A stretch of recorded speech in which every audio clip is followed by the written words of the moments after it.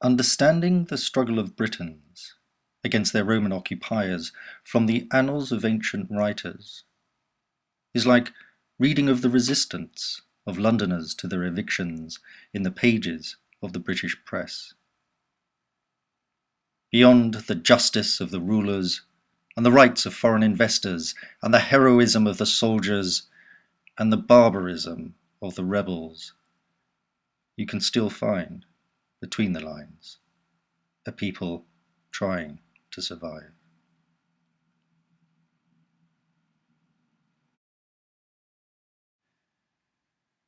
When they captured Caraticus from the fall of Caer Caradoc, betrayed by the Brigantes' queen, we fell back into the mountains, where 10 years of the long defeat awaited us in their passes. Then Suetonius Paulinus came for us with all his forces. The 14th Legio Gemina, vexations from the 20th, hardened men out of Germany, foreigners from a foreign land. On the shoreline of Vinismon, we turned and made our final stand. In the heart of ancient Britain, mother of modern-day Wales, protected by her swift waters, the white-horsed waves of Avon Menai. Then, through the pass of Llanberis, the Roman legions descended like rain from banks of storm clouds to the shores of Llanfire Wood, and looked out from between its trees like thieves at the home they will rob. We clung to our vanishing land like the roots of a cliff-grown oak. Desi Angli and Ordovice and the warrior Silures, refugees to the Druid home, the sacred groves of Inismon. Then the Romans built a fort there, with stockade, rampart and ditch, high above a shallow passage across from the Moilidon beach, and at the turning of the tide made to cross the silenced reach. In dense array we waited for them, on the first rise beyond the shore, with slings and stones and javelins, with wooden shields and heavy swords, and we clashed our arms together to drown our numbers in the roar. Then the Romans built shallow boats, and the cavalry swam beside them, in chainmail and metal helmets, with gladius, shield and pilum, and behind them the ballista and the catapults lined the fort. And our women walked among us, and in their hands were burning brands, and the Druids sang their curses and held aloft their wailing hands, at the sound of which the Romans stood unmoving on the sands. Then Suetonius Paulinus recalled the legions to their pride, and the hail of burning missiles that sailed across the smoking sky, and the Romans raised their standards and crossed to the other side. And our warriors waited for them like trees on a spring-swollen stream, and the heads of our long spears swayed like barley in a summer field, and the Druids stood beside us like leaves in a strong autumn breeze. Then the Romans rose from the strait like boulders from a falling tide, and the sound of their feet was the sound of waves on the pebble-grey shore, as mud turned to sand turns to rock, so they crossed to the other side.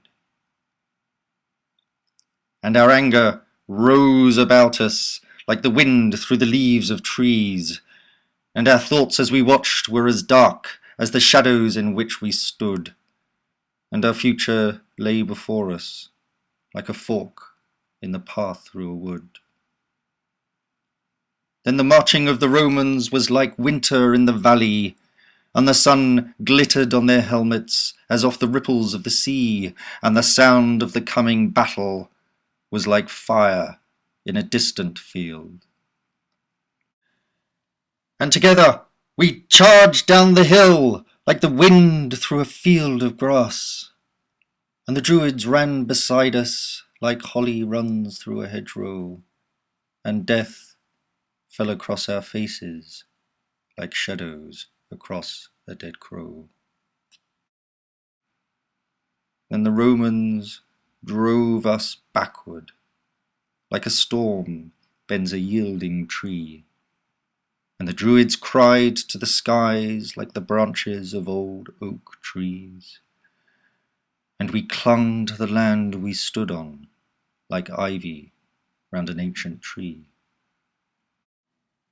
And the face of the battle turned like sunlight on a clouded field, and the cries of our many fallen were the cries of birds in the trees, and the taste of defeat was bitter as nettles in a shaded field. And the Romans ran among us like dogs into a flock of sheep, and our warriors were scattered like air on a bubbling stream, but our destiny ran before us like a lane between high-hedged fields. And our defiance broke beneath us like a keel on a bank of mud, and our wooden shields lay cloven like broken shells in black seaweed, and our weapons fell from our hands like stones washed away by the tide.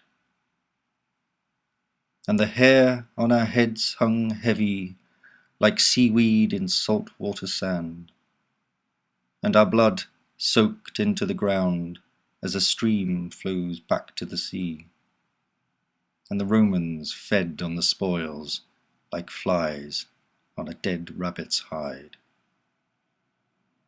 And the bodies of our wounded lay like sheep in a summer field, and those that could limped away like sheep lain too long in the sun, and our blood stained the green grass red like a pool dried up by the sun.